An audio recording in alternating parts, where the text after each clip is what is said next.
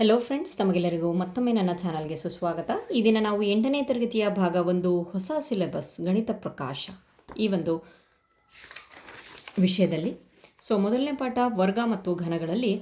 ಹಿಂದಿನ ವೀಡಿಯೋಸ್ಗಳಲ್ಲಿ ನಾವು page number 12ರವರೆಗೆ ನೋಡಿದ್ವಿ. ಇವಾಗ ನೋಡೋಣ ಘನ ಸಂಖ್ಯೆಗಳು, ಕ್ಯೂಬ್ ಅಂತ ಹೇಳ್ತೀವಿ. ಘನ ಸಂಖ್ಯೆಗಳು ಇಲ್ಲಿ ಏನಿದೆ ನೋಡೋಣ. ಜ್ಯಾಮಿತೀಯವಾಗಿ ಘನ ಎಂಬ ಪದ ನಿಮಗೆ ಗೊತ್ತಿದೆ. ಘನ ಅಂತ ಅಂದರೆ ಒಂದು ಘನಾಕೃತಿ, ಹೌದು. ಅದರ ಎಲ್ಲ ಅಂಚುಗಳು ಸಮನಾಗಿದ್ದು ಅದು ಪರಸ್ಪರ ಲಂಬವಾಗಿ ಸಂಧಿಸ್ತವೆ, ಹೌದು. 2 ಸೆಂಟಿಮೀಟರ್ ಬಾಹುವಿನ ಅಳತೆ ಹೊಂದಿರುವ ಘನದಲ್ಲಿ 1 ಸೆಂಟಿಮೀಟರ್ ಬಾಹುವಿನ ಅಳತೆ ಇರುವ ಎಷ್ಟು ಘನಗಳನ್ನು ಪಡೆಯಬಹುದು ಅಂತ ಹೇಳಿದ್ದಾರೆ. ಅದೇ ರೀತಿ 3 ಸೆಂಟಿಮೀಟರ್ ಬಾಹುವಿನ ಅಳತೆ ಹೊಂದಿರುವ ಘನದಲ್ಲಿ 1 ಸೆಂಟಿಮೀಟರ್ ಬಾಹುವಿನ ಅಳತೆ ಇರುವ ಎಷ್ಟು ಘನಗಳನ್ನು ಪಡಿಬೋದು. ಏನಪ್ಪ ಅಂತ ಅಂದರೆ ಅವ್ರು ಹೇಳ್ತಾ ಇದ್ದಾರೆ, ಬಾಹು ಎಷ್ಟು? ಮೊದಲನೇದಾಗಿ 1 ಸೆಂಟಿಮೀಟರ್ ಅಂತೆ. ನಾವು ಘನದ ಒಂದು ಚೌಕದ ಘನ ಕಂಡುಹಿಡಿಯುವ. ಚೌಕದ ಘನ the volume of the cube ಅಂತ ಹೇಳಿಬಿಟ್ಟು ಕಂಡುಹಿಡಿದ್ರೆ ಸೂತ್ರ ಏನಪ್ಪ ಅಂತಂದರೆ 3 ಸಲ ಬಾಹು ಇಂಟು ಬಾಹು ಅಂತಂದರೆ 1 ಇದ್ದರೆ 1 ರ ಘಾತ 3, 1 into 1 into 1, 1 cubic centimetre. Okay. Next ಹಾಗೆ ಇದು ಮಾಡಿದ್ರೆ ಈಗ ಬಾಹು 2 ಸೆಂಟಿಮೀಟರ್ ಇತ್ತು ಅಂತ ಅನ್ಕೊಳ್ಳೋಣ. ಎಷ್ಟಾಯಿತು? 2 ಇಂಟು 2 ಇಂಟು 2, ಸೂತ್ರ ಬಳಸ್ಕೊಂಡು 8 ಆಯಿತು. Okay, 8 cubic centimetre. ಈಗ ಅದೇ ಹೇಳ್ತಾ ಇದ್ದಾರೆ ಏನು ಅಂತ ಹೇಳಿಬಿಟ್ಟು, ಬಾಹು ಮತ್ತೆ ಎರಡನೇ ಕ್ವಶನಲ್ಲಿ ಬಂತು 3 ಸೆಂಟಿಮೀಟರ್ ಬಾಹುವಿನ ಅಳತೆ ಇತ್ತು ಅಂತ ಅಂದರೆ ಎಷ್ಟು 1 ಸೆಂಟಿಮೀಟರ್ನ ಘನಗಳನ್ನು ನಾವು ತಯಾರಿಸ್ಬೋದು ಅಂತ ಹೇಳಿ. 3 ಇಂಟು 3 ಇಂಟು 3 ಅಂತ ಅಂದರೆ 27. ಓಕೆ, 27 ಘನಗಳನ್ನು ನಾವು ರೆಡಿ ಮಾಡ್ಬೋದು, ಅಂದರೆ 27 ಘನಗಳನ್ನು ತೆಗಿಬೋದು ಅದರಿಂದ. ನೆಕ್ಸ್ಟ್ 1, 8, 27 ಸಂಖ್ಯೆಗಳನ್ನು ಗಮನಿಸಿ. ಈ ಸಂಖ್ಯೆಗಳನ್ನು ಪೂರ್ಣ ಘನ ಸಂಖ್ಯೆಗಳು ಎಂದು ಕರೆಯಲಾಗುತ್ತೆ. ಏನಂತ ಕರೀತಾರಂತೆ? ಪೂರ್ಣ ಘನ ಸಂಖ್ಯೆಗಳು ಅಂತ ಕರೀತಾರಂತೆ. 1, 8, 27, 64 ಈ ರೀತಿ. ಅವುಗಳಿಗೆ ಈ ರೀತಿ ಹೆಸರಿಡಲು ಕಾರಣ ಏನು ಅಂತ ಹೇಳಿಬಿಟ್ಟು ಗೊತ್ತಾಯಿತು ನಮಗೆ. ಯಾಕೆ ಅಂತ ಅಂದರೆ 1ನ್ನು 3 ಸಲಿಯನ್ನು ಗುಣಿಸಿದ್ದಾರೆ. ನಾವು ಸ್ಕ್ವೇರಲ್ಲಿ ವರ್ಗದಲ್ಲಿ 1ನ್ನು 2 ಸಲ ಗುಣಿಸ್ತಿದ್ವಿ, ಅದಕ್ಕೆ ನಾವು ವರ್ಗ ಅಂತ ಹೇಳಿ ಕರಿತಿದ್ವಿ. ಘನ ಅಂತ ಕರೆಯೋಕ್ಕೆ 1ನ್ನು 3 ಸಲ ಗುಣಿಸಿದಾಗ ಉತ್ತರ ಸಿಗ್ತಾ ಇದೆ. ಹಾಗಾದರೆ 9 ಅನ್ನೋದು ಘನನ? ಇಲ್ಲ. ಯಾಕೆ ಅಂತಂದರೆ ಇಲ್ಲಿ ನೋಡ್ರಿ, 1ರ ಘನ ಆನ್ಸರು 1, ನೆಕ್ಸ್ಟ್ 2ರ ಘನ 8, 3ರ ಘನ 27. 8 ಮತ್ತು 27ರ ಮಧ್ಯೆ 9 ಬರುತ್ತಲ್ವಾ? 9, 10, 11 ಈ ರೀತಿಯಾಗಿ ಎಲ್ಲ ನಂಬರ್ಸು ಬರುತ್ತೆ. ಎಲ್ಲಿಂದ 10ರಿಂದ 26ರವರೆಗೆ ಬರ್ತದಪ್ಪ ಇಲ್ಲಿ. ಆದರೆ 9 ಎಲ್ಲಿದೆ? 8ನೇ ಲಾಸ್ಟು, ಅದಾದಮೇಲೆ ನೆಕ್ಸ್ಟ್ 27 ಲಾಸ್ಟು. ಅದರ ಮಧ್ಯೆ ಬರೋವೆಲ್ಲ ಯಾವುದೂ ಘನ ಸಂಖ್ಯೆ ಅಲ್ಲ. ಓಕೆ, ಫೈನ್, ಅದನ್ನೇ ಕೊಟ್ಟಿದ್ದಾರೆ ಇಲ್ಲಿ. ನೆಕ್ಸ್ಟ್ ನೀವು 4, ನೆಕ್ಸ್ಟ್ ಇಲ್ಲಿ ಇದೇ ರೀತಿಯಾಗಿ ಸಿಂಪಲ್ ಆಗಿ ಕೊಟ್ಟಿದ್ದಾನೆ. ಒಂದು ವೇಳೆ 4 ಮೂಲಮಾನ ಘನಗಳನ್ನು ಯಾವ ರೀತಿಯಾಗಿ 64 ಮೂಲಮಾನ ಘನಗಳನ್ನು ಹೊಂದಿದೆ ಅಂತ ಹೇಳ್ಬಿಟ್ಟು ಕೊಟ್ಟಿದ್ದಾರೆ. ಇಲ್ಲೂ ಅಷ್ಟೇ 4 ಇಂಟು 4 ಇಂಟು 4 ಮಾಡ್ತೀರಾ, ಉತ್ತರ 64 ಅಂತ ಬಂತು. ನೆಕ್ಸ್ಟ್ 5 ಇದ್ದರೆ 5 ಇಂಟು 5, 5ರ ಘಾತ 3, 125. ನಾವು ಘಾತಗಳನ್ನು ಆಲ್ರೆಡಿ 7ನೇ ಕ್ಲಾಸಲ್ಲಿ ಕಲ್ತಿದ್ವಿ ಯಾವ ರೀತಿಯಾಗಿ ಬರೆಯೋದು ಅಂತ ಹೇಳ್ಬಿಟ್ಟು. ಸಾಮಾನ್ಯವಾಗಿ ಇಲ್ಲಿ n ಇಂಟು n ಅಂತ ಅಂದರೆ ಎನ್ನನ್ನು 3 ಸಲ ಗುಣಿಸಲಾಗಿದೆ ಅಂತ ಹೇಳ್ಬಿಟ್ಟು ನಾವು ಘಾತದಲ್ಲಿ ಕಳಿತೀವಿ.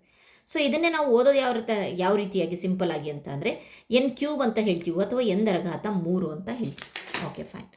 ನೆಕ್ಸ್ಟ್ ಇಲ್ಲಿ ಕೋಷ್ಟಕ ಕೊಟ್ಟಿದ್ದಾನೆ. ಕೋಷ್ಟಕವನ್ನು ನೋಡಿ ಏನಿದೆ ಅಂತ ಹೇಳ್ಬಿಟ್ಟು. ವರ್ಗಕ್ಕೂ ಸಹ ಒಂದು ಕೋಷ್ಟಕ ಕೊಟ್ಟಿದ್ದು, ಇಲ್ಲೂ ಒಂದು ಕೋಷ್ಟಕ ಕೊಟ್ಟಿದ್ದಾರೆ. ಏನು? ಇಲ್ಲಿ 1ರ ಘಾತ 3 ಅಂತ ಅಂದರೆ 1, 2 ಕ್ಯೂಬ್ ಅಂದರೆ 8, 2, 3 ಕ್ಯೂಬ್ ಅಂದರೆ 27, 6 ಕ್ಯೂಬ್ ಬೆಲೆಯನ್ನು ಬರ್ಕೊಂಡು ಹೋಗ್ತೀನಿ ನಾನು, 216. ಓಕೆ, 7 ಕ್ಯೂಬ್ ಅಂತ ಅಂದರೆ 343, 8 ಕ್ಯೂಬ್ ಅಂತ ಅಂದರೆ 512. ಓಕೆ, ಕಾಣಿಸ್ತಿದೆ ಅಂದ್ಕೊಂಡಿದ್ದೀನಿ.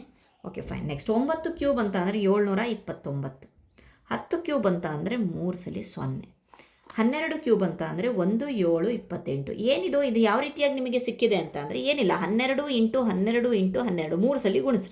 12ನ್ನು 3 ಸಲ ಗುಣಿಸಿದಾಗ ನಿಮಗೆ 1728 ಉತ್ತರ ಬರುತ್ತೆ.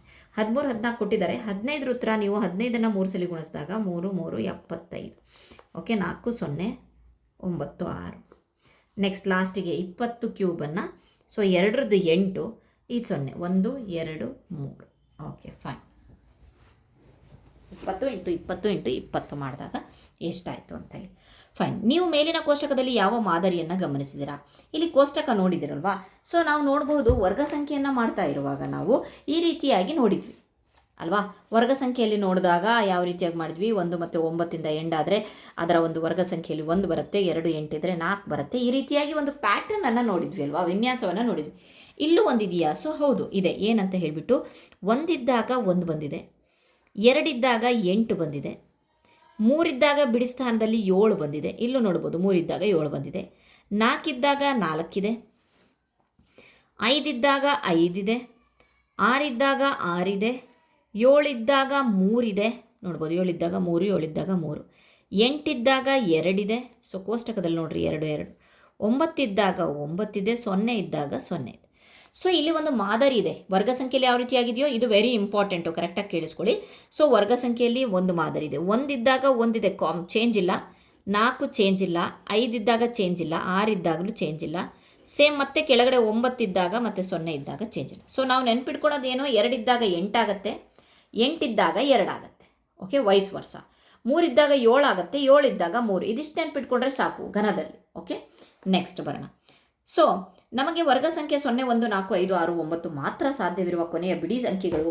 ಸೊ ನಾವು ನೋಡಿದ್ವಲ್ವಾ. ಸೊ ಈಗ ನಾನು ತೋರಿಸಿದೆ ನಾನು. ಸೊ ಓಕೆ, ನೀವು ವರ್ಗ ಸಂಖ್ಯೆಗಳಂತೆ 1, 2 ಮತ್ತು 3 ಅಂಕಿಗಳನ್ನು ಹೊಂದಿರುವ ಘನ ಸಂಖ್ಯೆಗಳನ್ನು ಕಂಡುಹಿಡಿಯಬಹುದೇ? ನೀವು ಏನು ಗಮನಿಸ್ತೀರಾ ಅಂತ ಹೇಳಿಬಿಟ್ಟು ಕೊಡಿ. ಹೌದು, ವರ್ಗ ಸಂಖ್ಯೆ ಥರ ನಾವು ಇಲ್ಲೂ ಕಂಡುಹಿಡಿಯಬಹುದು ಘನ ಸಂಖ್ಯೆ. ಸೊ ಉದಾಹರಣೆಗೆ 2ರ ವರ್ಗ 2 ಅಂತ ಅಂದರೆ ಸೊ 4 ಒಂದು ಅಂಕೆ ಸಂಖ್ಯೆ. ಓಕೆ, 10 ಸ್ಕ್ವೇರ್ ಅಂತ ಅಂದರೆ 1000 ಅಲ್ವಾ, 2 ಅಂಕಿ. ಅದೇ ರೀತಿ 3 ಅಂಕಿದ್ದು ನೋಡಬೇಕು ಅಂತ ಅಂದರೆ 100. So 100ರ square. ಸೊ ಈ ರೀತಿಯಾಗಿ ನೋಡ್ಕೊಂಡು ಹೋಗಿದ್ವಿ. ಆನ್ಸರ್ ಮಾಡಿ, ಆಲ್ರೆಡಿ ಪಾಠ ಆಗಿದೆ. ಸೊ ಆನ್ಸರ್ ಮಾಡಿ ನೀವು. So okay fine. ಅದೇ ರೀತಿ ನಾವು ಘನದಲ್ಲೂ ನೋಡ್ಬೋದಾ? ಹೌದು, ಘನದಲ್ಲೂ ನೋಡ್ಬೋದು. 2 ಕ್ಯೂಬ್ ಅಂತ ಅಂದರೆ 2 × 2 × 2 8. ಅದೇ 10 ಕ್ಯೂಬ್ ಅಂತ ಅಂದರೆ ಓಕೆ ಸಾರಿ, ಇಲ್ಲಿ ಒಂದು ತಪ್ಪ ಇದಾಯಿತು. ಸ್ಕ್ವೇರು ಮತ್ತು ಕ್ಯೂಬ್ ಮಾಡ್ತಿದ್ದೀವಲ್ಲ, ಸೊ ಕನ್ಫ್ಯೂಷನ್ನು. ಸ್ಕ್ವೇರ್ ಅಂದರೆ 100 ಅಲ್ವಾ, 10 ಕ್ಯೂಬ್ ಅಂತ ಅಂದರೆ 1000. ಓಕೆ, ನೆಕ್ಸ್ಟ್ 3 ಅಂಕಿ ನಂಬರ್ ತೊಗೊಳ್ಳೋಣ. ಸಿಂಪಲ್ಲಾಗೆ ತೊಗೊಳ್ತಾ ಇರೋದು 3 ಅಂಕಿ ನಂಬರ್ ತೊಗೊಂಡ್ವೆ. 3ರ ಘಾತ 3 ಕ್ಯೂಬನ್ನೇ ಹುಡುಕ್ತಾ ಇರೋದು. 6 0 ಆಗುತ್ತೆ. 1 2 3 4 5 6. Okay fine. ಕಂಡುಹಿಡಿಯಬಹುದಲ್ವಾ? ಹೌದು, ಕಂಡುಹಿಡಿಯಬಹುದು. ಸೊ ಹೌದು ಅಂತ ಹೇಳಿಬಿಟ್ಟು ಬರೀರಿ. ನೆಕ್ಸ್ಟ್, ಒಂದು ಘನ ಸಂಖ್ಯೆಯು ನಿಖರವಾಗಿ 2 ಸೊನ್ನೆಗಳೊಂದಿಗೆ ಕೊನೆಗೊಳ್ಳಬಹುದೇ? ಹೌದು, ಒಂದು ಘನ ಸಂಖ್ಯೆ ಇದೆಯಲ್ಲ ಅದು 2 ಸೊನ್ನೆಯೊಂದಿಗೆ ಕೊನೆಗೊಳ್ಳಬಹುದೇ ಅಂತ ಹೇಳಿ. ಇದಕ್ಕೆ ಆನ್ಸರು ಇಲ್ಲ ಅಂತ ಆಗುತ್ತೆ. ಹೇಗೆ ಇಲ್ಲ ಅಂತಂದರೆ ಒಂದು ಘನ ಸಂಖ್ಯೆಯು ನಿಖರವಾಗಿ 2 ಸೊನ್ನೆಗಳಿದೆ. 2 ಸೊನ್ನೆಗಳು ಅಂತ ಅಂದರೆ ಫಸ್ಟ್ ಸ್ಟಾರ್ಟಿಂಗ್ ಆಗೋದೆ 10ರಿಂದ ಸ್ಟಾರ್ಟ್ ಆಗುತ್ತಲ್ವ. ಸೊ 10ರ ಒಂದು ಘನ ಹುಡುಕಿದ್ರೆ ನಾವು 1000 ಆಯಿತು. ಸೊ ಇಲ್ಲಿ ಎಷ್ಟು ಸೊನ್ನೆಗಳಿದಾವೆ? 3 ಸೊನ್ನೆ. ಸ್ಟಾರ್ಟಿಂಗೇ ಇದೇ ಎಲ್ಲಕ್ಕಿಂತ ಚಿಕ್ಕ ಸೊನ್ನೆಯನ್ನು ಹೊಂದಿರುವಂತಹ ಒಂದು ಸಂಖ್ಯೆ ಅಲ್ವಾ. ಸೊ 10 ಕ್ಯೂಬನ್ನೇ ಸ್ಟಾರ್ಟಿಂಗಲ್ಲೇ 3 ಸೊನ್ನೆ ಬಂತು ಅಂತಂದರೆ ಇಲ್ಲಿ ನೆಕ್ಸ್ಟ್ 2 ಸೊನ್ನೆಯಿಂದ ಯಾವ್ದು ಕೊನೆಗೊಳ್ಳಾಗುತ್ತೆ? ಸ್ಕ್ವೇರಲ್ಲಿ 2 ಸೊನ್ನೆಯಿಂದ ಆಗುತ್ತೆ, ಕ್ಯೂಬಲ್ಲಿ ಆಗೋದಿಲ್ಲ. Okay fine. ನೆಕ್ಸ್ಟು ಇಲ್ಲ ಅಂತ ಹೇಳಿಬಿಟ್ಟು ವಿವರಿಸಿ ಅಂತ ಅಂದರೆ ನೀವು ಇಲ್ಲಿ ಎಕ್ಸಾಂಪಲನ್ನು ಕೊಟ್ಟು ವಿವರಿಸಬೇಕಾಗತ್ತೆ. ಎಕ್ಸಾಂಪಲ್. Okay fine. ನೆಕ್ಸ್ಟ್, ಒಂದು ಘನ ಸಂಖ್ಯೆ. ನೆಕ್ಸ್ಟು ಈ ರೀತಿಯಾಗಿ ನಾವು ವರ್ಗ ಸಂಖ್ಯೆಯಲ್ಲೂ ಸಹ ನಾವು ನೋಡಿದ್ವಿ. ಏನು, ಭಿನ್ನರಾಶಿ ಮತ್ತು ದಶಮಾಂಶ ಅಥವಾ ನೆಗೆಟಿವ್ ಋಣಾತ್ಮಕ ಒಂದು ಪೂರ್ಣಾಂಕಗಳಿದ್ರೆ ಅದಕ್ಕೂ ಸಹ ನಾವು ವರ್ಗಗಳನ್ನು ಕಂಡುಹಿಡಿಬೋದಾ ಅಂತ ಹೇಳಿಬಿಟ್ಟು ಅಲ್ವಾ. ಇಲ್ಲಿ ಕಂಡುಹಿಡಿದಂತೆ ಘನಗಳಲ್ಲೂ ಕಂಡುಹಿಡಿಬೋದಾ? ಹೌದು, ಕಂಡುಹಿಡಿಬೋದು. ಅಲ್ಲಿ 2 ಸಲ ಗುಣಿಸಿದ್ವಿ, ಇಲ್ಲಿ 3 ಸಲ ಗುಣಿಸಿ ಉತ್ತರ ಬರುತ್ತೆ. ಇಲ್ಲೂ ದಶಮಾಂಶದಿಲ್ಲ, ಅದನ್ನು ಸಹ 3 ಸಲ ಗುಣಿಸಿ ಉತ್ತರ ಬರುತ್ತೆ. ನೆಗೆಟಿವ್ ಎಲ್ಲೂ ಇದ್ದರೆ ಅದು ಸಹ ಮೈನಸ್ಸು. ಒಂದು ವೇಳೆ ಪವರು ಬೆಸ ಸಂಖ್ಯೆಯಲ್ಲಿದ್ದರೆ ಉತ್ತರದಲ್ಲೂ ಸಹ ಬೆಸ ಸಂಖ್ಯೆ ಬರುತ್ತೆ, ಮೈನಸ್ ಬರುತ್ತೆ ಅಂತ ಹೇಳ್ಬಿಟ್ಟು ಗೊತ್ತು. ಇಂಟು ಮಾಡಿ ಇಟ್ಟಿದ್ದಾರೆ. ಸೊ ಅದು ಏನಿದೆಯೋ ಅದು. Okay fine. Next, taxi cab ಸಂಖ್ಯೆಗಳು ಅಂತ ಇದೆ. ಒಮ್ಮೆ ಶ್ರೀನಿವಾಸ್, ಇಲ್ಲಿ ಒಂದು ಸ್ಟೋರಿ ಇದೆ. ಏನಂತ ಹೇಳಿಬಿಟ್ಟು ನಾನು ಜಸ್ಟ್ ಹೇಳಿಬಿಡ್ತೀನಿ. ಒಂದ್ಸಲಿ ಇವರು ಹಾಸ್ಪಿಟ್ಲಲ್ಲಿ ರಾಮಾನುಜನಿದ್ದಾರಲ್ವ, ಶ್ರೀನಿವಾಸ್ ರಾಮಾನುಜನು, ಅವರು ಅಡ್ಮಿಟ್ ಆಗಿರ್ತಾರೆ. ಆಗ ಅವ್ರ ಜೊತೆ ಓದ್ತಿರುವಂತಹ ಕೇಂಬ್ರಿಡ್ಜ್ ವಿಶ್ವವಿದ್ಯಾಲಯದಲ್ಲಿ ಓದ್ತಿರುವಾಗ ಅವರು ಫ್ರೆಂಡ್ ಆಗಿದ್ದರು. ಯಾರಪ್ಪ ಅಂತಂದರೆ GH ಹರಡಿ ಅಂತ ಹೇಳಿಬಿಟ್ಟು. ಅವ್ರು ಹೋಗ್ತಾರೆ, ಅವರು ಒಂದು ಟ್ಯಾಕ್ಸಿ ಮಾಡಿಕೊಂಡು ಹೋಗ್ತಾರೆ. ಆ ಟ್ಯಾಕ್ಸಿ ನಂಬರ್ 1729 ಅಂತೆ. ಸೊ ಟ್ಯಾಕ್ಸಿ ಗೊತ್ತಲ್ಲ, ಸೊ ಟ್ಯಾಕ್ಸಿ ಕ್ಯಾಬ್ ಅಂತಾರಲ್ವ, ಅದನ್ನು ಕ್ಯಾಬ್ ಅಂತ ಹೇಳ್ತೀವಿ ಈಗ ಬ್ಯಾಂಗ್ಳೂರಲ್ಲೆಲ್ಲ. ಸೊ ಟ್ಯಾಕ್ಸಿ ಅಂತ ಹೇಳ್ತಿದ್ರು. ಟ್ಯಾಕ್ಸಿ ಕ್ಯಾಬ್ ನಂಬರ್ 1729 ಅಂತ ಹೇಳಿಬಿಟ್ಟು ಅದರೊಳಗಡೆ ಹೋಗ್ಬಿಟ್ಟು ರಾಮಾನುಜನ್ ಅಂತ ಹೇಳ್ತಾರೆ, ನಾನು ಬಂದಿದ್ದು 1729ಅಲ್ಲಿ.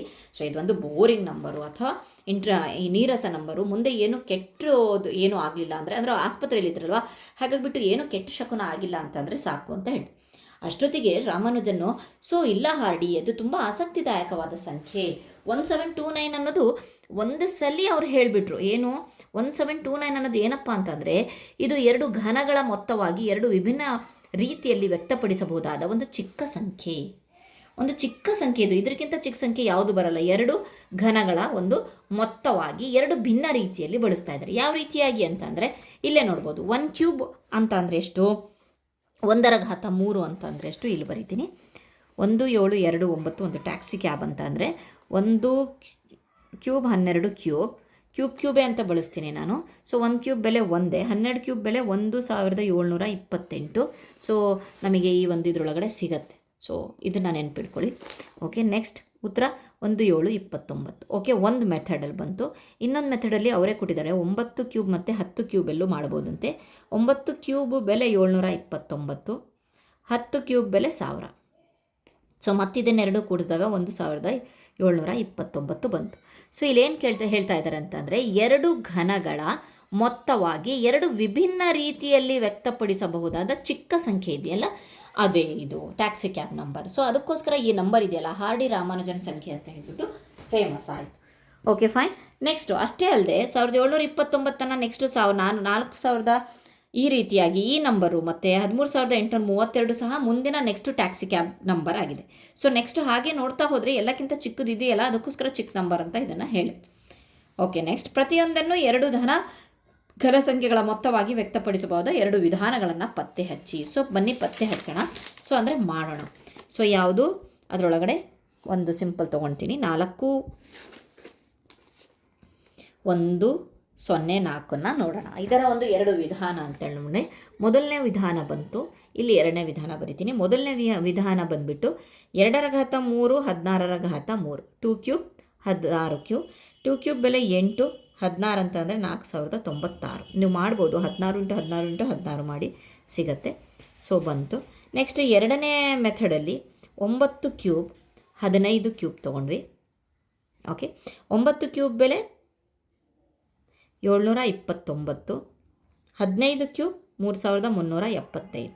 ಇವೆರಡನ್ನು ಕೂಡಿಸಿದಾಗ ನಮಗೆ 4104 ಬರುತ್ತೆ. Okay fine. ಇದು ಮೊದಲನೇ ನಂಬರಿಗೆ. ಸೊ ನೆಕ್ಸ್ಟ್ ಮುಂದಿನ ಒಂದು ಟ್ಯಾಕ್ಸಿ ಕ್ಯಾಬ್ ನಂಬರ್ ಬಂದು 13832 ಬರುತ್ತೆ. ಸೊ ಇದರಲ್ಲಿ ಫಸ್ಟ್ ಮೆಥಡ್ ನೋಡೋಣ. ಫಸ್ಟ್ ಮೆಥಡಲ್ಲಿ 2 ಕ್ಯೂಬ್ ಪ್ಲಸ್ 24 ಕ್ಯೂಬನ್ನು ನೋಡಿದಾಗ 8 ಪ್ಲಸ್ 13824 ಕೂಡಿಸಿದಾಗ 13832 ಬಂತು. ಇದು ಫಸ್ಟ್ನೇ ಮೆಥಡ್. ಸೆಕೆಂಡ್ನೇ ಮೆಥಡಲ್ಲಿ 18 ಕ್ಯೂಬ್ ತೊಗೊಂಡು ಅದ್ರ ಜೊತೆಗೆ 20 ಕ್ಯೂಬ್ ತೊಗೊಂಡಾಗ ನಮಗೆ 5832 ಬರುತ್ತೆ. 18 ಕ್ಯೂಬ್ ಅಂದರೆ ಇದು 8000 ಬರುತ್ತೆ. ಲಿಸ್ಟಲ್ಲಿದೆ ಎಲ್ಲದು 20ರವರೆಗೆ ಲಿಸ್ಟಲ್ಲಿ ಕೊಟ್ಟಿದ್ದಾರೆ. ಓಕೆ, 13832. Okay fine. ನೆಕ್ಸ್ಟು ಇದನ್ನು ರಾಮಾನುಜರು ಹೇಗೆ ತಿಳಿದ್ರು? ಕಾರಣ ಅವರು ಸಂಖ್ಯೆಗಳನ್ನು ಪ್ರೀತಿಸ್ತಾ ಇದ್ರು, ಅದ್ರ ಜೊತೆಗೆ ಅವರು ಆಟ ಆಡ್ತಾ ಇದ್ರು. ಅವ್ರ ಜೊತೆಗಿರುವಂಥ ಫ್ರೆಂಡ್ಸಲ್ಲಿರೋರು ಏನು ಹೇಳ್ತಾ ಇರೋದ್ರಪ್ಪ ಅಂತಂದರೆ, ಎಷ್ಟು ಅವರು ಸಂಖ್ಯೆಗಳನ್ನು ಪ್ರೀತಿಸ್ತಾ ಇದ್ರು ಅಂತಂದರೆ ಪ್ರತಿಯೊಂದು ಧನ ಸಂಖ್ಯೆಯೂ ಸಹ ಅವರ ಒಂದು ವೈಯಕ್ತಿಕ ಸ್ನೇಹಿತರಲ್ಲಿ ಒಬ್ಬರಾಗಿದ್ದರಂತೆ, ಪರ್ಸ್ನಲ್ ಒಂದು ಫ್ರೆಂಡ್ ಆಗಿದ್ರಂತೆ. ಒಂದು ಪ್ರತಿಯೊಂದು ಧನ ಸಂಖ್ಯೆನೂ ಆ ಲೆವೆಲಲ್ಲಿ ಅವರು ಪ್ರೀತಿ ಮಾಡ್ತಿದ್ರು, ಸಂಖ್ಯೆಗಳ ಜೊತೆಗೆ ಆಟ ಆಡ್ತಿದ್ರು. ನೆಕ್ಸ್ಟ್ ಬರೋಣ ಪೂರ್ಣ ಘನ ಸಂಖ್ಯೆಗಳು ಮತ್ತು ಕ್ರಮಾನುಗತ ಬೆಸ ಸಂಖ್ಯೆಗಳು. ಹಿಂದಿನ ಒಂದು ವಿಡಿಯೋದಲ್ಲಿ ನಾವು ಪೂರ್ಣ ವರ್ಗ ಸಂಖ್ಯೆಗಳು ಮತ್ತು ಅದರದ ಒಂದು ಕ್ರಮಾನುಗತ ಬೆಸ ಸಂಖ್ಯೆಗಳ ಸಂಬಂಧವನ್ನು ನೋಡಿದ್ವಿ. ಯಾವ ರೀತಿಯಾಗಿ ನೋಡಿದ್ವಿ ಅನ್ನೋದನ್ನು ಒಂದು ಸ್ವಲ್ಪ ನೆನಪು ಮಾಡ್ತೀನಿ. 1 = 1, ಅದು 1 ಸ್ಕ್ವೇರ್ ಅಂತ ಹೇಳಿ. ಒಂದರ ಜೊತೆಗೆ ನೆಕ್ಸ್ಟು ಕ್ರಮಾನುಗತ ಅಂತ ಅಂದರೆ ಗೊತ್ತಲ್ವಾ, ನೆಕ್ಸ್ಟು ಬೆಸ ಸಂಖ್ಯೆ 1 + 3 4, ಅದು 2ರ ಘಾತ ಆಯಿತು. ಮತ್ತು ಅದೇ ರೀತಿ 1 + 3 + ನೆಕ್ಸ್ಟ್ ನಂಬರ್ ತೊಗೊಂಡ್ರೆ 9, ಅದು 3ರ ಘಾತ ಆಯಿತು. ಸೊ ಹಾಗೆ ಕಂಟಿನ್ಯೂ ಮಾಡ್ಕೊಂಡು ಹೋದ್ವಿ. ಬಟ್ ಇಲ್ಲಿ ಘನಗಳಿಗೆ ಆ ರೀತಿ ಇಲ್ಲ. 1 ತೊಗೊಂಡ್ರ ಅದಾದಮೇಲೆ ನೆಕ್ಸ್ಟು 1 ಬಿಟ್ಟು ನೆಕ್ಸ್ಟ್ 2 ಕ್ರಮಾನುಗತ ಬೆಸ ಸಂಖ್ಯೆಗಳನ್ನು ತೊಗೊಂಡಾಗ ನಮಗೆ 2 ಕ್ಯೂಬ್ ಸಿಗುತ್ತೆ. 3 ಮತ್ತು 5 ಬಿಡಿ, ನೆಕ್ಸ್ಟ್ 7ಇಂದ ಸ್ಟಾರ್ಟ್ ಆಗುತ್ತೆ ಬೆಸ ಸಂಖ್ಯೆ ಅಲ್ವಾ, ಅಲ್ಲಿಂದ 3 ನಂಬರ್ಗಳನ್ನು ತೊಗೊಳ್ಳಿ, ಅಲ್ಲಿ 27 ಸಿಗುತ್ತೆ. ಅದಾದಮೇಲೆ ನೆಕ್ಸ್ಟು 4 ನಂಬರನ್ನು ತೊಗೊಳ್ಳಿ. ಸೊ ಇದನ್ನು ಬಿಟ್ಟು ತೊಗೊಂಡು ಹೋಗಬೇಕು. ಓಕೆ, ಇದರಲ್ಲಿ ಸೇರಿಸಿ ತೊಗೊಂಡೋದ್ವಿ, ಬಟ್ ಇಲ್ಲಿ ಬಿಟ್ಟು ತೊಗೊಂಡೋಗ್ರಿ. 1 2 3 4, ಇಲ್ಲಿ 5 ನಂಬರ್, ಅದೇ ರೀತಿ ಕಂಟಿನ್ಯೂ. ಈ ಸರಣಿಯ ನಂತರ ನಾವು ಈ ಕೆಳಗಿನ ಅನುಕ್ರಮ ಸಂಖ್ಯೆಗಳನ್ನು ಗುಂಪನ್ನು ಪಡ್ತೀವಿ. ಎಷ್ಟೋ ಒಂದು ಆದಮೇಲೆ ಫೈನಲ್ ಒಂದು ಇಷ್ಟು ನಂಬರ್ ಸಿಗುತ್ತೆ. ಹಾಗಾದರೆ ನೀವು ಲೆಕ್ಕಾಚಾರ ಮಾಡದೆ ಈ ಮೊತ್ತ ಎಷ್ಟು ಅಂತ ಹೇಳ್ತೀರಾ, ಕೂಡಿಸ್ಬೇಡಿ. ಕೂಡಿಸಿದ ಹಾಗೆ ಇದರ ಒಂದು ಉತ್ತರ ಎಷ್ಟು ಅಂತ ಹೇಳ್ತೀರಾ, ಹೇಳ್ಬೋದು. ಹೇಗೆ? 1 2 3 4 5 6 7 8 9 10 ಅಂದರೆ 10ರ ಘಾತ 3. ಉತ್ತರ ಕೂಡಿಸ್ರಿ 1000 ಬರುತ್ತೆ. Okay fine. ನೆಕ್ಸ್ಟ್ ನೋಡೋಣ. 10 ಕ್ರಮಾನುಗತ ಬೆಸ ಸಂಖ್ಯೆಗಳ ಮೊತ್ತ ಅಂತ ಹೇಳಿ. ಓಕೆ, ನೆಕ್ಸ್ಟ್ ಘನ ಮೂಲಕ್ಕೆ ಬರೋಣ. ಯಾವ ರೀತಿಯಾಗಿ ವರ್ಗಮೂಲದ ಬಗ್ಗೆ ಹೇಳಿದ್ವೋ, ಮೂಲದ ಬಗ್ಗೆ ಮಾತಾಡಿದ್ವೋ, ಇಲ್ಲೂ ಸಹ ಘನ ಮೂಲ. ಸೊ ಸಿಂಪಲ್ ಆಗಿ ನಾವು ಯಾವ ರೀತಿಯಾಗಿ 2 ಸ್ಕ್ವೇರ್ ಅಂತ ಅಂದರೆ, ಅಥವಾ ಸೊ ಇಲ್ಲೇ ಬರೆದು ಬಿಡ್ತೀನಿ. ಸೊ ಬೇರೆ ಬೇರೆ ನಂಬರ್ ತೊಗೊಳ್ಳೋಣ. 3 ಸ್ಕ್ವೇರ್ ಅಂತ ಅಂದರೆ 9. ಈ 3 ನಾವು ಘನಮೂಲ ಅಂತ ಹೇಳ್ತೀವಿ. ಮೂಲವನ್ನು ಹುಡುಕಿದ್ವಲ್ವಾ, ಅದೇ ರೀತಿ ಇಲ್ಲೂ ಅಷ್ಟೇ 8 ಅಂತ ಅಂದರೆ 2 ಕ್ಯೂಬ್. ಈ 2 ಅನ್ನೋದು ಘನಮೂಲ. Okay fine.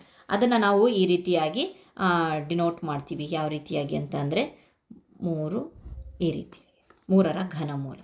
ಓಕೆ, ಒಂದು ವೇಳೆ ನಾವು ಇದನ್ನು ಹಾಕಲಿಲ್ಲ ಅಂತಂದರೆ ವರ್ಗಮೂಲ ಆಗುತ್ತೆ, ನೆನ್ಪಿಟ್ಕೊಳ್ರಿ. ಇದು ವರ್ಗಮೂಲದ ಒಂದು ಚಿಹ್ನೆ, ಇದು ಘನಮೂಲದ ಚಿಹ್ನೆ. ಓಕೆ ಫೈನ್, ಅದನ್ನೇ ಇಲ್ಲಿ ಕೊಟ್ಟಿರೋದು. ಓಕೆ, ನೋಡೋಣ. ನೆಕ್ಸ್ಟ್ 3, 3, 7, 5 ಒಂದು ಪೂರ್ಣ ಘನವೇ ಎಂದು ಪರಿಶೀಲಿಸೋಣ. ಇದರ ಅವಿಭಾಜ್ಯ ಅಪವರ್ತನಗಳನ್ನು ತೆಗೆದಾಗ 3, 3, 3 ಇಲ್ಲಿದೆ. ಸೊ ಒಂದು ಗುಂಪು 5, 5, 5. ಅಲ್ಲಿ ನಾವು ನೋಡಿದ್ವಿ ಏನೋ ವರ್ಗಮೂಲ ಕಂಡುಹಿಡ್ತಿರುವಾಗ 2 ಒಂದು ಪೇರ್ ಬೇಕು ಅಂತ, ಜೋಡಿ ಬೇಕು ಅಂತ. ಇಲ್ಲಿ 3 ಜೋಡಿ ಬೇಕು. ಸೊ ಇದು ಒಂದು ಪೇರ್. ಸೊ ಹಾಗಾಗ್ಬಿಟ್ಟು ಇದು ಒಂದು ಘನ. ಸೊ ಕಂಪ್ಲೀಟಾಗಿ ನಮಗೆ ಸಿಕ್ಕಿದೆ ಅಲ್ವಾ.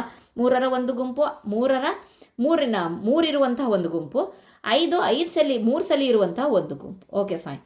ಸೊ ಹಾಗಾಗ್ಬಿಟ್ಟು 3 ಗುಂಪನ್ನು ಮಾಡ್ಬೋದು. ಇಲ್ಲಿ ಮಾಡಿ ತೋರಿಸಿದ್ದಾರೆ. 5 ಕ್ಯೂಬ್ 15 ಕ್ಯೂಬ್ ಬರುತ್ತೆ ಉತ್ತರ. ಇದು 1 ತಗೊಂಡ್ವಿ, 3 × 5. ಸೊ ನೆಕ್ಸ್ಟ್ ನಾನು ತೋರಿಸ್ತೀನಿ ಹೇಗೆ ಅಂತ ಹೇಳಿಬಿಟ್ಟು.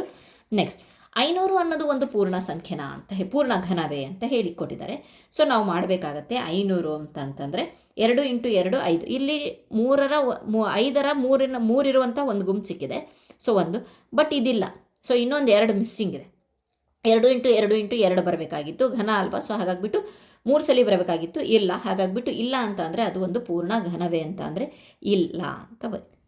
ಓಕೆ, ನೆಕ್ಸ್ಟ್ ಬರೋಣ. ಇಲ್ಲಿ ವೆರಿ ಇಂಟ್ರೆಸ್ಟಿಂಗ್ ಏನಪ್ಪ ಅಂತಂದರೆ ಸಂಖ್ಯೆಗಳ ಅವಿಭಾಜ್ಯ ಅಪವರ್ತನಗಳನ್ನು ಇಲ್ಲಿ ಬರೆದಿದ್ದಾರೆ. ಇಲ್ಲಿ ಅವುಗಳ ಘನಗಳ ಅವಿಭಾಜ್ಯ ಅಪವರ್ತನಗಳು. ಇಲ್ಲಿ ಬರೀ ಸಂಖ್ಯೆ ತೊಗೊಂಡಿದ್ದಾರೆ, ಇಲ್ಲಿ ಘನ ತೊಗೊಂಡಿದ್ದಾರೆ. 4ರ ಅವಿಭಾಜ್ಯ 2, 2, 6, 2, 3, 15, 3, 5, 12 ಬರೆದಿದ್ದಾರೆ. ಸೊ ಘನದ ನೋಡ್ರಿ 66. 4ರ ಘನ 64 ಅಂತಂದರೆ 64ರ ಅವಿಭಾಜ್ಯ ಅಪವರ್ತನಗಳನ್ನು ಬರೆದಿದ್ದಾರೆ. ನೆಕ್ಸ್ಟ್ ಇದನ್ನು ಬರೆದಿದ್ದಾರೆ. ಸೊ ಇಲ್ಲಿ ಗಮನಿಸಬೇಕಾದ ಒಂದು ಅಂಶ ಇದೆ. ಏನಪ್ಪ ಅಂತ ಅಂದರೆ ಪ್ರತಿ ಅವಿಭಾಜ್ಯ ಅಪವರ್ತನವು ಅದರ ಘನದ ಅಪವರ್ತನದಲ್ಲಿ 3 ಬಾರಿ ಕಂಡು ಬರ್ತಾ ಇದೆ. ಉದಾಹರಣೆಗೆ ಇಲ್ಲಿ 2 ಇದೆಯಾ, ಸೊ 3 ಸಲ 2 ಇದೆ. ಸೊ ಅದಾದಮೇಲೆ ನೆಕ್ಸ್ಟ್ 2 ಇದೆಯಾ, ಈ 2 3 ಸಲ ಬಂದಿದೆ. Okay, 2 cube 2 cube. ನೆಕ್ಸ್ಟ್ ಇಲ್ಲಿ 2 ಇದೆಯಾ, ಅದು 3 ಸಲ ಬಂದಿದೆ ಘನ ಮಾಡ್ತಿರುವಾಗ. ಓಕೆ, 3 ಇದೆಯಾ, ಅದು ಸಹ 3 ಸಲ ಬಂದಿದೆ. ಓಕೆ, ಇಲ್ಲಿ 1 ಸಲ ಬಂದರೆ ಇಲ್ಲಿ 3 ಸಲ ಬಂದಿದೆ ಅಷ್ಟೇ. ಇಲ್ಲಿ 1 ಸಲ 3 ಇದ್ದರೆ ಇಲ್ಲಿ 3 ಸಲ 3 ಇದೆ, ಇಲ್ಲಿ 5 ಇದ್ದರೆ 3 ಸಲ 5 ಇದೆ. ಸೊ 3 ಬಾರಿ ಅದು ಕಂಡು ಬರ್ತಾ ಇದೆ ಅಂತ ಹೇಳಿಬಿಟ್ಟು ನೀವು ನೋಡ್ಬೋದು. ನೆಕ್ಸ್ಟ್ ಈ ಸಂಖ್ಯೆಗಳ ಬೆಲೆ ಘನಮೂಲಗಳನ್ನು ಕಂಡುಹಿಡಿಯಿರಿ ಅಂತ ಹೇಳಿಬಿಟ್ಟು ಕೊಡ್ತೀವಿ. ಯಾವ ರೀತಿಯಾಗಿ ಘನಮೂಲಗಳನ್ನು ಕಂಡುಹಿಡಿಯೋದು ಅಂತಂದರೆ ಇದು ಸಹ ಅವಿಭಾಜ್ಯ ಅಪವರ್ತನವನ್ನು ಕಂಡುಹಿಡಿಯೋ ಸೂತ್ರದಲ್ಲಿ. ಓಕೆ, ಬನ್ನಿ ನೋಡೋಣ. 64 ಘನಮೂಲ.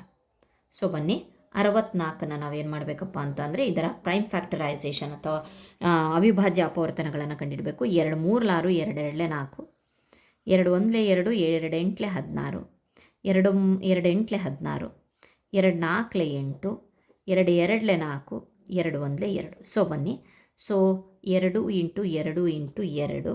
ಸೊ ಒಂದು ಪೇರ್ ಬಂದುಬಿಡ್ತು ನಮಗೆ. ಸೊ ಇನ್ನೊಂದು ಪೇರ್ ಬಂದಿದೆಯಾ ನೋಡೋಣ. 2 × 2 × 2. ಸೊ ಇದು ಒಂದು ಪೇರ್ ಬಂತು. ಹಾಗಾದರೆ ಈ ಪೇರಿಂದ 1 ತೊಗೊಂಡ್ವಿ, 2 ಅಂದರೆ 1ರ ಗುಂಪು. ಸೊ ಇದನ್ನು ನಾವು ಈ ರೀತಿಯಾಗಿ ಮೆನ್ಷನ್ ಮಾಡಬೇಕು. ಆ್ಯಕ್ಚುಲಿ 3ರ ಘನಮೂಲ ಅಂತ ಹೇಳಿಬಿಟ್ಟು ಆ್ಯಕ್ಚುಲಿ ಘನಮೂಲ ಮೆನ್ಷನ್ ಮಾಡಿಲ್ಲ ಅಂದರೆ ಇದಾಗುತ್ತೆ. ಸೊ 2. ನೆಕ್ಸ್ಟು ಇದು ಒಂದು 2. ಸೊ ಹಾಗಾಗಿಬಿಟ್ಟು ಉತ್ತರ ಆಯ್ತಾಯಿತು 2 2 4. ಸೊ ಫೈನಲ್ ಆಗಿ ಯಾವ ರೀತಿಯಾಗಿ 64ರ ಘನಮೂಲ 4. ಓಕೆ, ನೆಕ್ಸ್ಟ್ ಅದರೊಳಗಡೆ ಎರಡನೇದು ನೋಡೋಣ. 512. ಓಕೆ,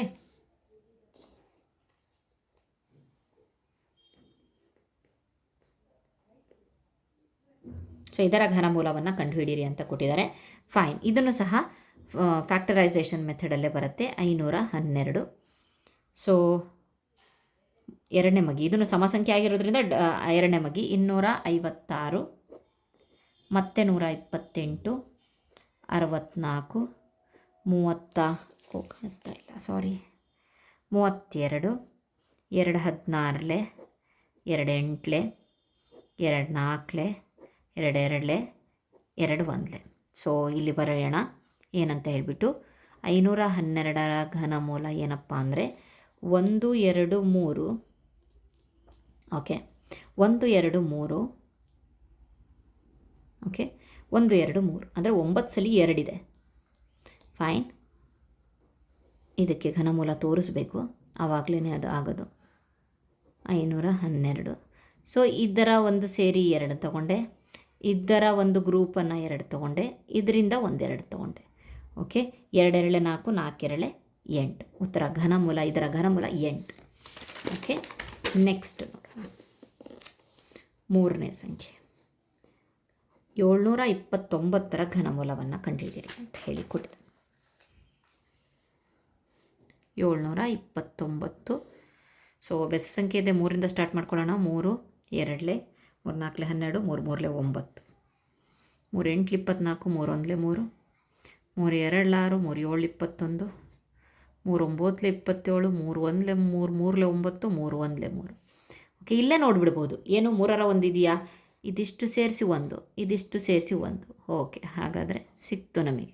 ಸೊ ಈ ರೀತಿಯಾಗಿ ಕಂಪ್ಲೀಟಾಗಿ ಪೇರ್ ಸಿಕ್ಕಿದ್ರೇ, 3ರ ಪೇರ್ ಸಿಕ್ಕಿದ್ರೇ ನಮಗೆ ಅದು ಒಂದು ಘನ ಸಂಖ್ಯೆ ಅಂತ ಹೇಳಿ. ಓಕೆ 3 × 3 × 3 3 × 3 × 3 ಇದರ ಒಂದು 3ರ ಒಂದು ಗುಂಪು ಅಂತ ಇದ್ರದ್ದು ಸೇರಿಸ್ಬಿಟ್ಟು 3 3 3 9 ಅನ್ನೋದು ಇದರ ಘನಮೂಲ. Okay fine. ನೆಕ್ಸ್ಟ್ ನೋಡೋಣ ಕ್ರಮಾನುಗತ ವ್ಯತ್ಯಾಸಗಳು. ಸೊ ಇದನ್ನು ಸಹ ನಾವು ಸಕ್ಸೆಸಿವ್ ಡಿಫ್ರೆನ್ಸಸ್ ವರ್ಗ ಸಂಖ್ಯೆಯಲ್ಲಿ ನೋಡಿದ್ವಿ. ನಮಗೆ ಗೊತ್ತಿರುವ ಹಾಗೆ ಇಲ್ಲಿ ಒಂದು ಶ್ರೇಣಿಯನ್ನು ಕೊಟ್ಟಿದ್ದಾರೆ. ಸೊ ಡೈರೆಕ್ಟ್ ಬರ್ತೀನಿ ನಾನು. ಸೊ ಇಲ್ಲಿ ಹಂತ 1ರಲ್ಲಿ ಕಳ್ಕೊಂಡು ಹೋಗಿದ್ದಾರೆ. ಪೂರ್ಣ ವರ್ಗಗಳ ಬಗ್ಗೆ ಮಾತಾಡ್ತಾ ಇರೋದಿನ್ನು. ಇವೆಲ್ಲ ವರ್ಗ ಸಂಖ್ಯೆಗಳನ್ನು ಬರೀ 4ರಲ್ಲಿ 1 ಹೋದರೆ 3, 9ರಲ್ಲಿ 4 ಹೋದರೆ 5, ಈ ರೀತಿಯಾಗಿ ಕಳೆದುಕೊಂಡು ಹೋಗಿದ್ದಾರೆ ಲೆವೆಲ್ 1ನಲ್ಲಿ. ಲೆವೆಲ್ 2 ಹಂತ 2ರಲ್ಲಿ ಮತ್ತೆ ಇದನ್ನು ಸಹ ಕಳೆದುಕೊಂಡು ಹೋಗಿದ್ದಾರೆ. ಎಲ್ಲಿವರೆಗೆ ಕಳಿಬೇಕು ಅಂತಂದರೆ 2 ಹಂತಗಳನ್ನು ಪೂರ್ಣಗೊಳಿಸಿದ ನಂತರ ಎಲ್ಲ ವ್ಯತ್ಯಾಸ ಒಂದೇ ಆಗಿರಬೇಕು, ಸೇಮ್ ಸಂಖ್ಯೆ ಇರಬೇಕು. ಓಕೆ ಅಲ್ಲಿವರೆಗೆ ನಾವು 2ನೇ ಹಂತದಲ್ಲಿ ಸ್ಟಾಪ್ ಆಗಿದೆ.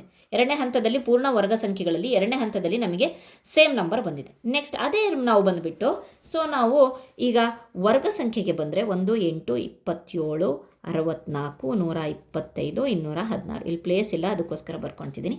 ಸೊ ಈಗ ನಾವು ಸೇಮ್ ಸಂಖ್ಯೆ ಬರಬೇಕು, ಆ ರೀತಿಯಾಗಿ ಕಳೆದುಕೊಂಡು ಹೋಗೋಣ. 8ರಲ್ಲಿ 1 ಹೋದರೆ 7, 27ರಲ್ಲಿ 8 ಹೋದರೆ 19, 64ರಲ್ಲಿ 27 ಹೋದರೆ 37, ಕಳೀತಾ ಇರೋದು ಅಷ್ಟೇ. 125ರಲ್ಲಿ 64 ಹೋದರೆ 61, ನೆಕ್ಸ್ಟ್ ಇದೆರಡನ್ನು ಕಳೆದ್ರೆ 91. ಇದು ಹಂತ 1. ಓಕೆ 1ನೇ ಹಂತದಲ್ಲಿ ಇದು ಬಂತು. ಈಗ ಮತ್ತು ವಾಪಸ್ ಇದರೊಳಗಡೆ 19ರಲ್ಲಿ 7ನ್ನು ಕಳೆದ್ರೆ 12, 37ರಲ್ಲಿ 19 ಕಳೆದ್ರೆ 18, 61ರಲ್ಲಿ 38 ಕಳೆದ್ರೆ 24, 91ರಲ್ಲಿ 61 ಕಳೆದ್ರೆ 30. ಇದು ಹಂತ 2. ಹಂತ 2ರಲ್ಲಿ ಅಲ್ಲಿ ಆಲ್ರೆಡಿ ಸೇಮ್ ಬಂದಿತ್ತು ಪೂರ್ಣ ವರ್ಗ ಸಂಖ್ಯೆಯಲ್ಲಿ, ಬಟ್ ಘನ ಸಂಖ್ಯೆಯಲ್ಲಿ ಇನ್ನೂ ಬರ್ತಿಲ್ಲ. ನೋಡೋಣ ಎಷ್ಟು ಲೆವೆಲ್ ಬೇಕಾಗತ್ತೆ ಅಂತ ಹೇಳಿಬಿಟ್ಟು. ಯಾಕೆಂತಂದರೆ ಇಲ್ಲಿ ಕ್ವಶನ್ ಕೇಳಿದ್ದಾರೆ, 2 ಕ್ರಮಾನುಗತ ಘನ ಸಂಖ್ಯೆಗಳ ವ್ಯತ್ಯಾಸ ವಿವಿಧ ಹಂತಗಳಲ್ಲಿ ಒಂದೇ ಸಂಖ್ಯೆಗಳು ಬರುವ ಹಾಗೆ ಲೆಕ್ಕಾಚಾರ ಮಾಡಿರಿ ಅಂತ ಹೇಳಿ. ಓಕೆ ನೆಕ್ಸ್ಟ್ ವಾಪಸ್ ಮತ್ತೆ 3ನೇ ಹಂತಕ್ಕೆ ಸ್ಟಾರ್ಟ್ ಆಗ್ತಾ ಇದೆ. ಹಂತ 3 ಸ್ಟಾರ್ಟ್ ಆಗ್ತಾ ಇದೆ. 18ರಲ್ಲಿ 12 ಹೋದರೆ 6, 24ರಲ್ಲಿ 18 ಹೋದರೆ 6, 34ರಲ್ಲಿ 24 ಹೋದರೆ 6. ಓಕೆ ಹಂತ 3ರಲ್ಲಿ ನಮಗೆ ಸೇಮ್ ನಂಬರ್ಸ್ ಬಂತು. ಸೊ ಇಲ್ಲೇ ನೋಡ್ಬೋದು, ಪೂರ್ಣ ವರ್ಗ ಸಂಖ್ಯೆಗಳಲ್ಲಿ 2 ಹಂತಗಳು ಬೇಕಾಯಿತು. ಇಲ್ಲಿ ಘನ ವರ್ಗ ಸಂಖ್ಯೆಗಳಲ್ಲಿ 3 ಹಂತಗಳು ಬೇಕಾಯಿತು. ಎಷ್ಟು ರೀತಿಯಾಗಿ ನಮಗೆ ಕ್ಯೂಬನ್ನು ಎಷ್ಟು ರೀತಿಯಾಗಿ ಎಕ್ಸ್ಪ್ಲೇನ್ ಮಾಡಿದ್ದಾರೆ. ನಿಜವಾಗ್ಲೂ ತುಂಬ ಚೆನ್ನಾಗಿದೆ ಟೆಕ್ಸ್ಟ್ ಬುಕ್. ಇದು ಭಾಳ ಅಪ್ಲೈಡ್ ಇದೆ. ಓಕೆ ಇಲ್ಲಿ ಇತಿಹಾಸದ ಒಂದು ತುಣುಕು ನೋಡಿದ್ರೆ ನೀವು ಓದ್ಕೊಂಡು ಹೋಗಬಹುದು ಫ್ರೆಂಡ್ಸ್. ಏನಿಲ್ಲ, ವಿಡಿಯೋ ಬಹಳ ಲೆಂದಿ ಆಗುತ್ತೆ, ಹಾಗಾಗಿಬಿಟ್ಟು ನಾನು ಸ್ಟಾಪ್ ಮಾಡ್ತಾ ಇದ್ದೀನಿ. ಸೊ ಇಲ್ಲಿ ಏನು ಕೊಟ್ಟಿದ್ದಾನೆ ಅಂತ ಅಂದರೆ, ಯಾವಾಗ ಅಂದರೆ ಕ್ರಿಸ್ತಪೂರ್ವ 1700ಕ್ಕಿಂತ ಮುಂಚಿತವಾಗಿ ಬ್ಯಾಬಿಲೋನಿಯಲ್ ಕಾಲ ಇತ್ತಲ್ಲ, ಆಗಿನ ಕಾಲದಲ್ಲೇ ಸಹ ಈ ಒಂದು ವರ್ಗದ ಬಗ್ಗೆ, ವರ್ಗ ಮೂಲದ ಬಗ್ಗೆ, ಘನದ ಮೂಲದ ಬಗ್ಗೆ ಇತ್ತಂತೆ. ಸೊ ಆರ್ಯಭಟನು ಸಹ ಯಾವ್ಯಾವ್ರ ಬಗ್ಗೆ ಏನೇನು ಹೇಳಿದ್ದಾರೆ ಅಂತ ಹೇಳ್ಬಿಟ್ಟು ನೀವು ಒಂದ್ಸಲಿ ಓದ್ಕೊಂಡು ಹೋಗಿ, ನಿಮಗೆ ಈಸಿಯಾಗಿ ಗೊತ್ತಾಗುತ್ತೆ. ವರ್ಗ ಮೂಲ ಅವಾಗಲೇ ಸಹ ಆ ಒಂದು ಕಾಲದಲ್ಲೇ ಸಹ ಈ ಎಲ್ಲ ಪದಗಳ ಪರಿಚಯ ಇತ್ತು ಅಂತ ಕೊಟ್ಟಿದ್ದಾರೆ. Thank you friends. ಮುಂದಿನ ವಿಡಿಯೋದಲ್ಲಿ ಈ ಒಂದು ಪಾಠದ ಈ ಒಂದು ಲಾಸ್ಟ್ ಕ್ವಶನ್ ಆನ್ಸರ್ಸ್ಗಳನ್ನು ನೆಕ್ಸ್ಟ್ ವಿಡಿಯೋದಲ್ಲಿ ಮಾಡ್ತೀನಿ. Thank you friends.